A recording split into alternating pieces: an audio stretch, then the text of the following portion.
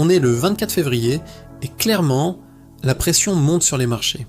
Entre les signaux macro inquiétants, les mouvements on-chain intéressants et les métaux précieux qui envoient des messages forts, on est dans un moment charnière.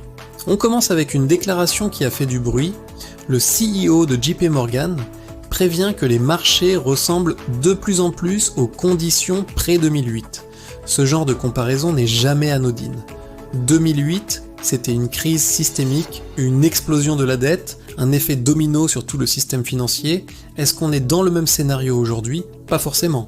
Mais le fait que ce type de discours revienne montre que la nervosité est bien réelle. En parallèle, les données immobilières américaines montrent un recul record des acheteurs en ce début 2026. Les prix ne s'effondrent pas, mais la demande ralentit fortement. Ça veut dire quoi ? Ça veut dire que le consommateur commence à freiner. Et quand l'immobilier ralentit, c'est souvent un signal avancé d'un ralentissement plus large.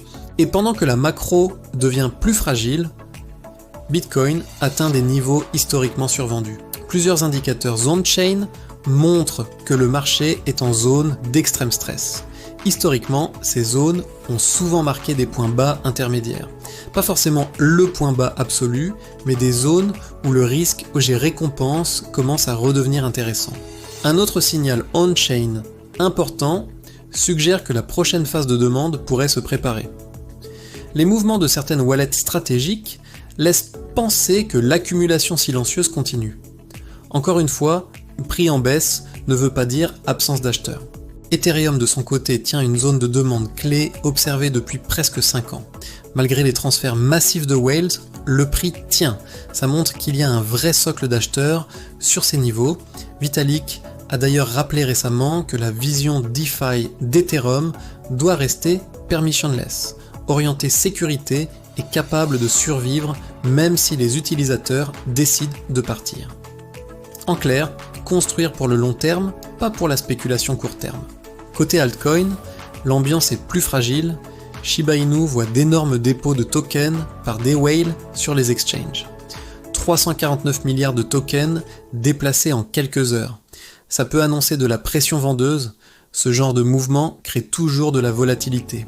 Zero Bitcoin, un mineur, vend actuellement toute sa production. Là aussi c'est un signal intéressant. Quand les mineurs vendent massivement, ça peut créer une pression court terme. Mais historiquement, les phases de capitulation des mineurs ont parfois marqué des zones proches des bottoms. Maintenant parlons d'un élément très important, l'or. La demande d'ETF or en Chine a explosé de 52% en 5 mois. C'est énorme. On parle de centaines de tonnes accumulées. Quand la deuxième économie mondiale augmente massivement son exposition à l'or, ce n'est pas un hasard. Ça reflète une recherche de protection contre l'incertitude monétaire et géopolitique. L'or reste proche de ses sommets. Ça montre que le marché anticipe soit une inflation persistante, soit une instabilité financière. L'argent, lui, commence à montrer des signes de réveil. Souvent plus volatile que l'or, l'argent peut accélérer fortement si le marché commence à anticiper un cycle inflationniste ou une reprise industrielle. Et le cuivre est peut-être l'indicateur le plus stratégique en ce moment. Le cuivre reflète l'activité industrielle mondiale. Si le cuivre se stabilise ou rebondit, ça peut indiquer que le ralentissement économique ne sera pas aussi violent que prévu. S'il casse, en revanche, ça renforcerait le scénario d'un refroidissement global. Autre élément clé, Tether devrait faire une annonce prochainement. Et chaque annonce majeure concernant le principal stablecoin du marché peut influencer la liquidité crypto. Si c'est positif, ça peut injecter de la confiance. Si c'est perçu négativement, ça peut amplifier la volatilité. Du côté bancaire, la frontière entre Wall Street et la crypto continue de s'estomper. De plus en plus d'institutions intègrent des produits crypto. Cette normalisation est lente, mais constante. En Suisse, le président de la Banque nationale s'attend à une remontée de l'inflation. Encore un signal que la bataille contre l'inflation n'est peut-être pas totalement gagnée. Et si l'inflation repart, les banques centrales pourraient être coincées entre ralentissement économique et pression sur les prix. Donc on se retrouve avec un cocktail complexe, marché traditionnel nerveux, immobilier en ralentissement. Or en forte demande, Bitcoin survendu mais structure fragilisée, Ethereum défend ses niveaux, altcoin sous pression. Ce n'est pas un marché simple, c'est un marché de transition.